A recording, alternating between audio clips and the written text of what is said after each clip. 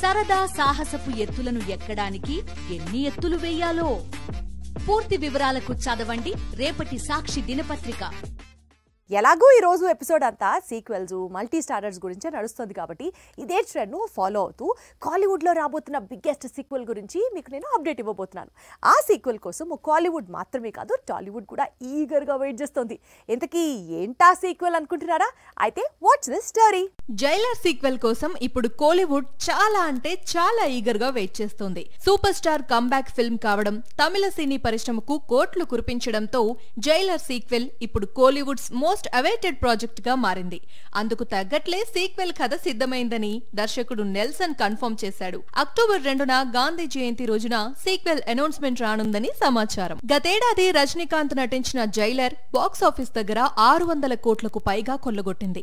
పైగా కోలీవుడ్ దాటి టాలీవుడ్, మాలీవుడ్, శాండల్వుడ్ లోనూ వసూళ్లను రాబట్టింది. ఈ దశలో సీక్వెల్ పై భారీ అంచనాలున్నాయి. ప్రస్తుతం కూలీ అనే మూవీలో నటిస్తున్నాడు రజనీ. ఈ సినిమా పూర్తయిన తర్వాత జైలర్ సీక్వెల్ లో నటించే అవకాశం ఉంది.